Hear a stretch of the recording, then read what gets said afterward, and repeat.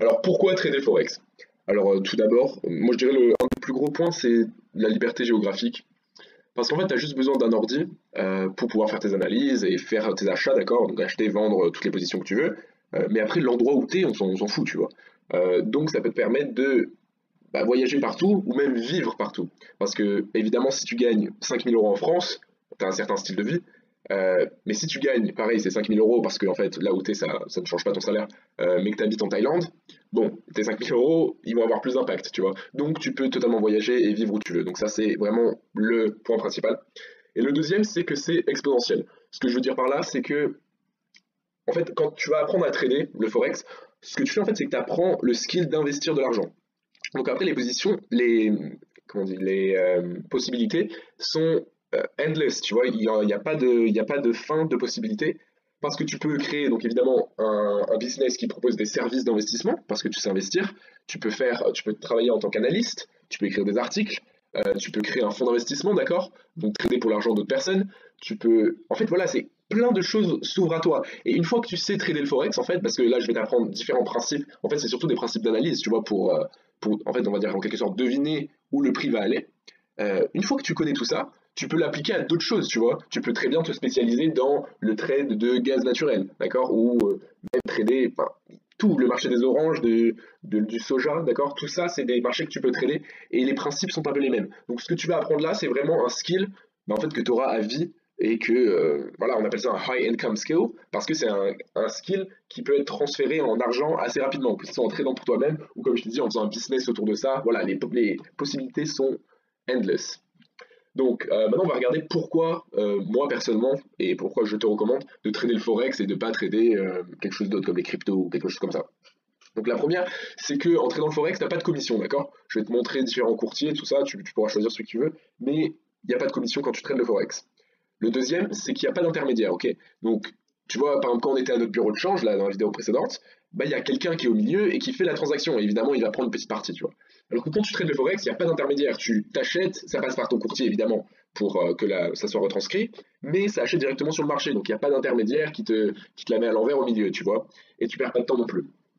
La troisième, c'est la barrière d'entrée est basse, d'accord? Il y a certaines opportunités d'investissement qui sont très compliquées de rentrer, tu vois. Par exemple, si tu veux investir dans une IPO, donc c'est Initial Public Offering, c'est en fait quand une compagnie euh, en fait crée leurs actions d'entreprise avant que tu puisses les acheter comme ça sur l'ordi. En fait, ils font une offre spéciale quand ils la créent justement. Mais ça, il faut en général être un investisseur accrédité aux États-Unis. Il faut avoir un net worth qui est de plus de 1 million de dollars. Donc, enfin voilà, tu vois, c'est assez compliqué d'investir là-dedans. Alors que le Forex, bon, c'est accessible à tout le monde, mais ça ne veut pas dire que tout le monde peut faire de l'argent. Si tu regardes les statistiques, quelque chose comme 90% des traders perdent de l'argent parce que justement, cette barrière d'entrée basse fait que la plupart des gens ne se forment pas et juste ils vont en mode cow-boy et se font totalement laminer par les marchés. D'accord? Il y a pas de secret. Le quatrième bon point pour lequel on va trader le Forex, c'est que c'est ouvert 24 heures sur 24 et 5 jours sur 7, d'accord? Si tu regardes les actions d'entreprise, c'est ouvert qu'en journée, c'est-à-dire de 9 heures du mat à 5 heures du soir. Bon, ça déjà c'est beaucoup plus limité, tu vois, en termes de temps, si tu as un boulot sur le côté, ça va être plus compliqué à trader. Donc pourquoi est-ce que le Forex, ça ouvre juste, enfin, c'est ouvert 24 heures sur 24, 5 jours sur 7? C'est parce qu'en fait, il y a différents marchés qui s'ouvrent les uns après les autres, ce qui fait que le marché est tout le temps ouvert. Tu vois, il y a toujours une bourse qui garde le marché ouvert. Donc de 22 heures à 7 heures du matin, tu as la bourse de Sydney qui opère. De 1 heure du matin à 10 heures du matin, tu as la bourse de Tokyo.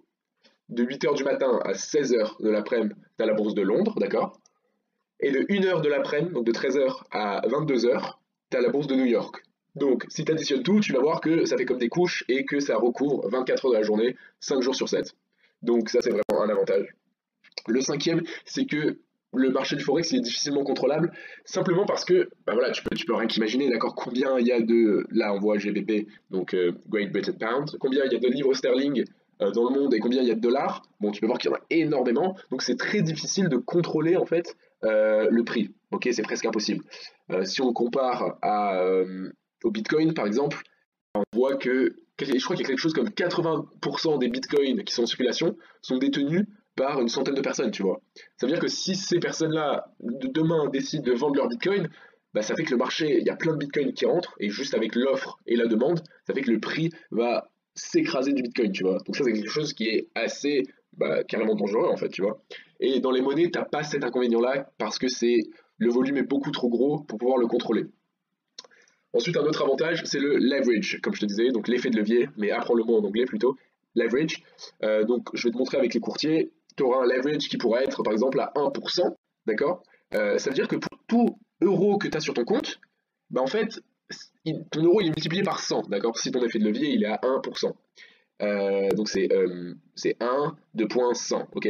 Ça veut dire que si sur ton compte tu as 1000 balles, théoriquement, tu peux trader avec 100 000 balles. Donc évidemment, je vais te montrer comment ne pas aller au-delà de tes 1000 balles, d'accord, parce que tu ne veux pas t'endetter.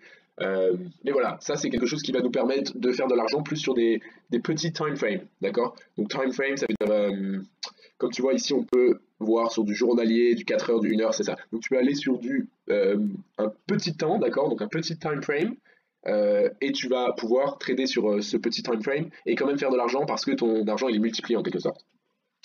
Et dernièrement, le dernier bon point en fait de trader le forex comparé à autre chose, c'est la liquidité, d'accord. Tu auras toujours un acheteur. Tu auras toujours un acheteur parce que voilà, comme je t'ai dit, le marché est tellement grand, d'accord. Je crois que c'est un délire comme 5 trillions de dollars qui est échangé sur le forex tous les jours. Donc voilà, si tu as ne serait-ce que 1 million un million d'euros sur le marché, il y aura toujours un acheteur, tu vois. Alors que si tu vas sur surtout les penny stocks, tu vois, donc c'est des actions d'entreprise où il n'y a pas beaucoup de monde, eh ben ça se peut que tu aies acheté là, imaginons, et une fois qu'il y a là, il y a une nouvelle qui arrive, tu veux t'en débarrasser, tu veux le vendre, mais il n'y a aucun acheteur. Donc tu es bloqué avec, tu es obligé de la garder. Donc ça c'est carrément chiant, tu vois.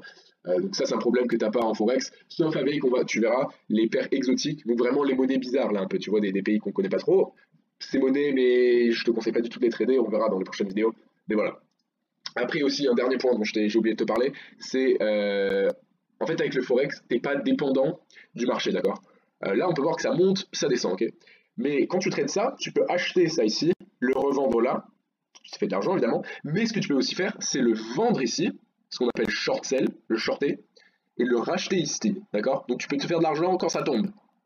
Alors que, par exemple, si on regarde les cryptos, bon, tu peux voir que tous les gens qui tradent, par exemple, le Bitcoin, quand le Bitcoin il monte, ils sont contents, ils font de l'argent, quand le Bitcoin il tombe, ils sont pas contents, ils perdent de l'argent, d'accord. Nous, on trade dans le Forex, que ça monte ou que ça descende, on s'en fout, ça affecte pas du tout notre performance, parce qu'on peut se faire de l'argent dans les deux cas.